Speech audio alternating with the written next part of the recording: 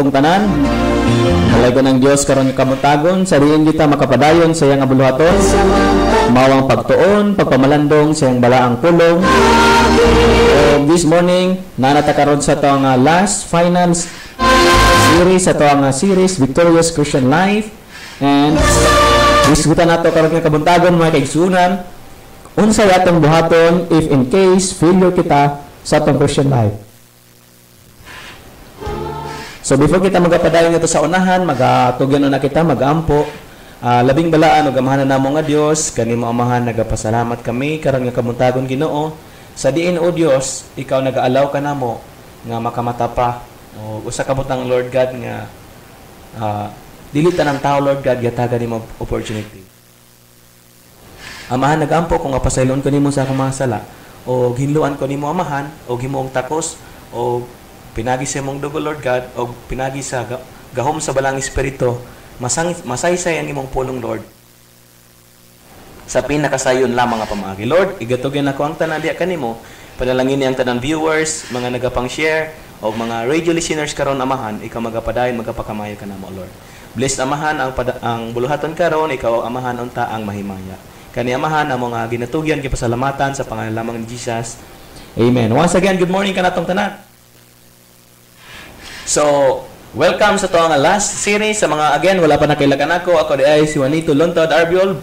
You can call me Bro Juan. And sa itong mga radio listeners, sa itong text line 0948-420-7130. Again, sa itong text line, alang sa itong mga radio listeners, pwede mo mag-send sa inyong prayer requests, any concerns, or greetings.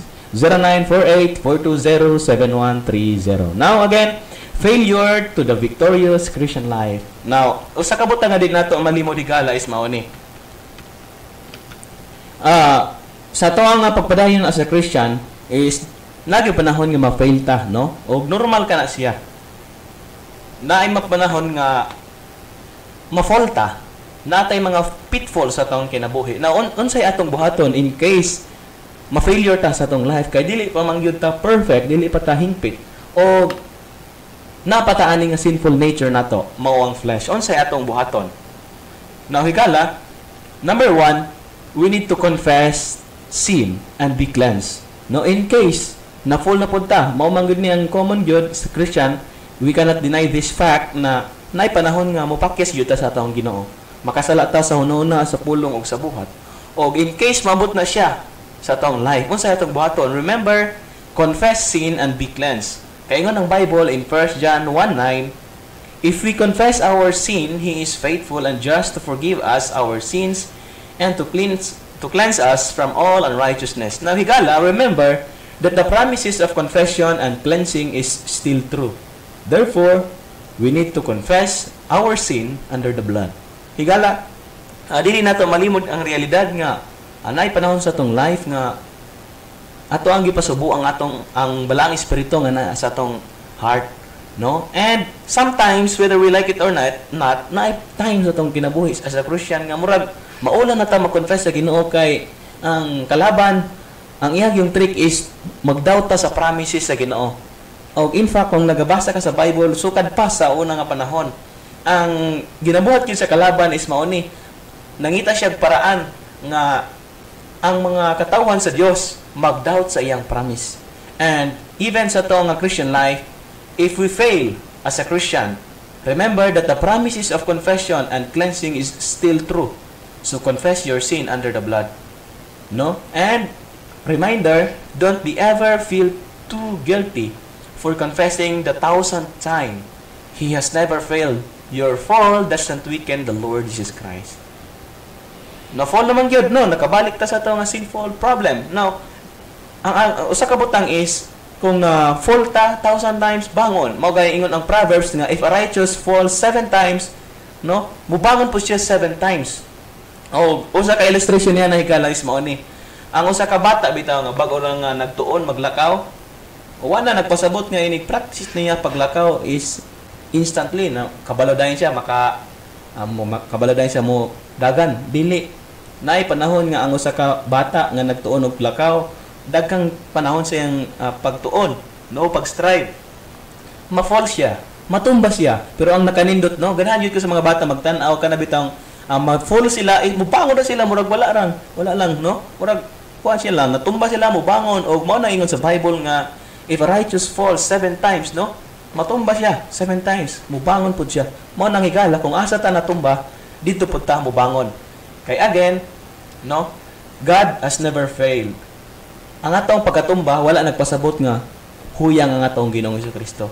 Bisan pa, ma-full ta, dili na siya mo weaken or makahimong mo gamay ang strength sa atong Ginoong Jesucristo. And He will forgive you and cause that this fall will be used to strengthen you against a similar failure. Higala pag mabot ang time sa atong life nga ma-fail ta sa Ginoo, kanabitang ma-displease nato ang Ginoo, hinumduman gyud nato nga ang Dios andam gyud mo pasaylo og kanang nga fall og kana siyang ato ang failure, iyahan na siyang gamiton para ma-strengthen ta, para pag moabot ang similar nga failure, andam ta makabarog ta. Mao nang if you are failure to the victorious Christian life, dili lamang number 1, you need to confess, no, and be cleansed. But number 2, don't forget that God will use our failures for good. Now, ingon ang Bible ligala, and we know that all things work together for good to them that love God, to them who are called according to His purpose. Now, ingon ang Bible nga, no matter how bad your failures are, the verse said, all things work together for good. Which means, pwede na siya gamiton sa Ginoo. No? Pwede na siya gamiton sa Ginoo kay all things man. When we say all things, tanan butang. No? And one day, God can use your failures when perhaps someone is struggling the same addiction like you, but he would not be able to listen unless you experience the same failure. Like for example, no? Kaya na siya gamiton sa Ginoo. In what way, Brad? For example, na kay nailhan, nag-struggle po siya sa same addiction nga imong na-experience or same addiction nga akong na-experience. Pero dili siya maminaw unless, no, naka-experience ta. Kay mao ni, ang sa katao mas ganan siya maminaw sa mutambag o nagatambag sa iya nga kana nga nagatambag is naka-experience pud na sa iyang na-experience ug same sila og experience. Like for example, no, ako kung naay nasakitan og ngipon unya mutambag ko, murag dili kay ko ka-relate kay wa pa man ko na sakitan og ngipon, mao nang murag dili mo talab kayo. Pero kung ang usa ka tawo bitaw kanang mutambag sa imuha unya kanang iyang tambag is na-experience same pud mo og experience, mao nang maging blessing pud na siya sa iya. Mao nang usahay, God can use our failures, no? Kung naay nag-struggle pareho. And mao pud ni siya ang desire ni King David. Kung imong tan-aw ng Psalms chapter 51 verse 12, kung imong basahan ang whole chapter, mao ni ang time nga nakasala si King David. Nag-commit siya adultery against with Bathsheba, no? Now atong makita na siya desire sa iyang heart. Nagpray sa ingon siya, restore unto me the joy of thy salvation and uphold me with thy free spirit. Then will I teach transgressors thy ways, and sinners shall be converted unto thee.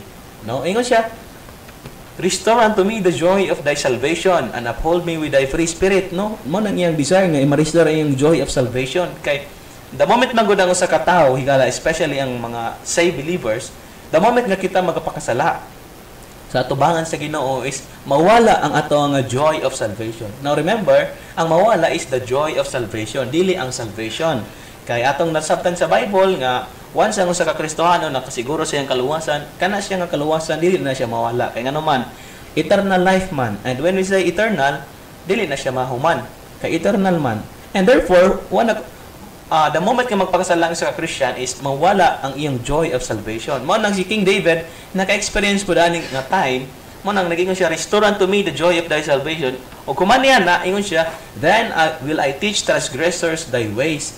So mao nang makatudlo po siya sa uban nga uban nga mga tao, their ways, and sinners shall be converted unto thee. And in fact, kung ang ato ang na-experience yung mga failure na atay tudluan, mas makarelate sila, is mas mutuo sila. Kaya nga naman, naka-experience man ta, the same experience. Therefore, if we are failures sa itong Christian living, remember na kaya na siya gamiton sa Ginoo. And all things work together for good.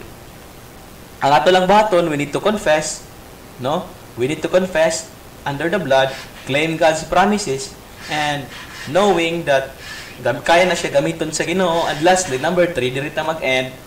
In case ma-experience nimo ang failure Christian living, you have to rely on Christ alone, not on the past victories. Mao man ginihigala, no? Sometimes sa tong life is wala na tayo nag-rely kay Jesus. Nag-rely na ta sa atong mga past victories, no? Mao gaya nang ingon si Apostle Paul, no, sa kung imong basahon sa Philippians chapter 3, ingon siya, forgetting the things which are behind.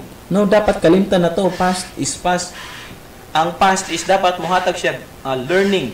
Dili kay himo na to siya rely aron ma-claim ang future victories. Kay ngano man wala nagpasabot nga victorious ta last day is maging victorious na pud ta future or tomorrow. Di na siya garantiya. That's why dapat we have to rely on Christ alone.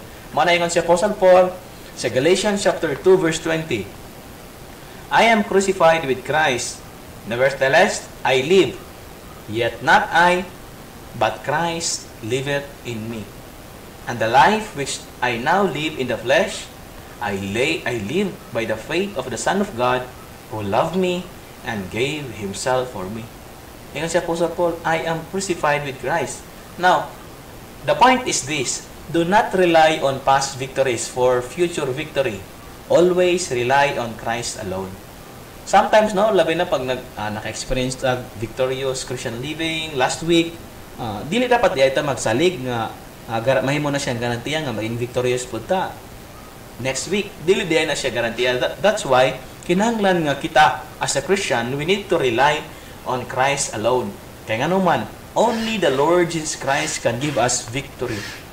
And generally speaking, whatever kind of victory is only i-grant ra na siya sa tag-iya or the sustainer, which is the Lord Jesus Christ. Kaya siya man ang author sa tanang victory nga kadaugan nga pwede nato ma-experience. That's why sa iya ta mag-rely. Dili ta mag-rely sa to nga kaugalingong kusog.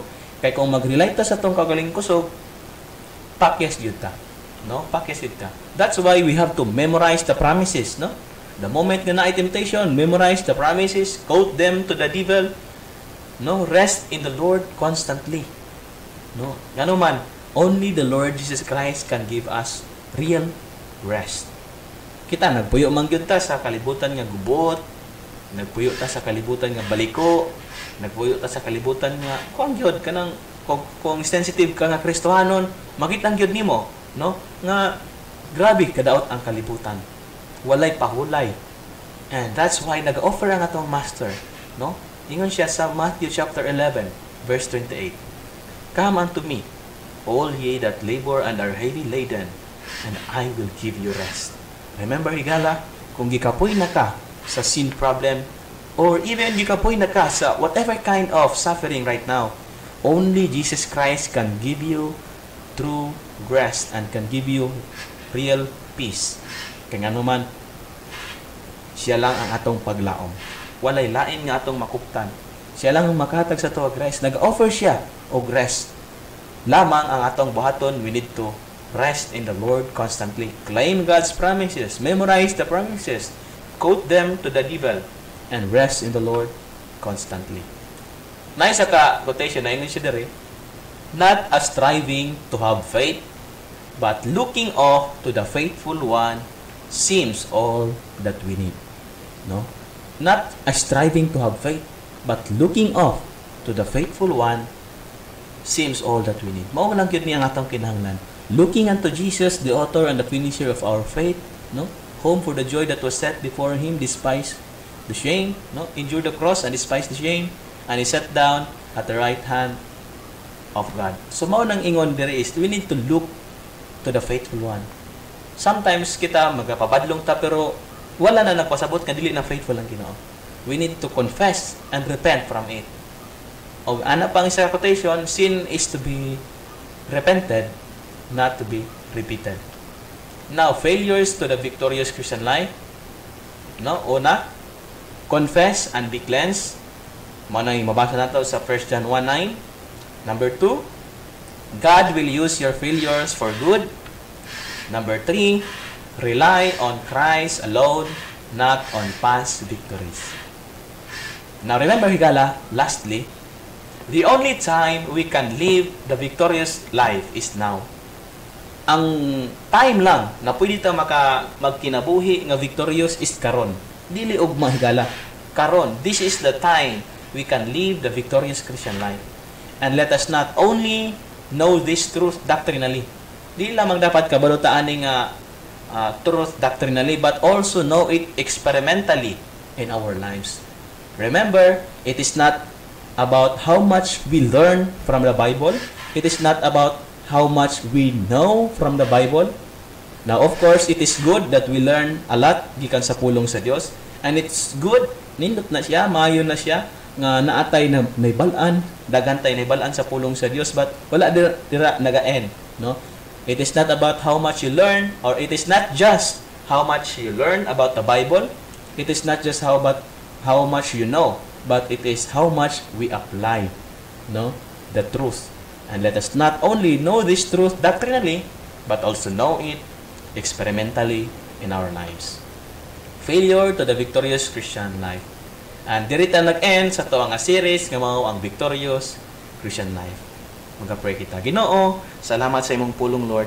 Salamat, Amahan, sa pag-remind ka namo nga your promises, Ginoo, santod karon. Naa pa, Lord. Nga the moment kami, Amahan, magpakasala, salamat, Amahan, kay ikaw anda mo pasaylo. Lord, tudloy lamang kami.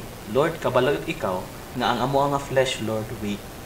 And many times, Lord, we displeased you because of the weakness of our flesh. But I pray, Ginoo, nga i-grante mo ang victory, especially, Lord God, sa mga nagapaminaw karon nga naay mga sin problem, mga struggle sa kinabuhi nga nahimong cause sa suffering, Lord.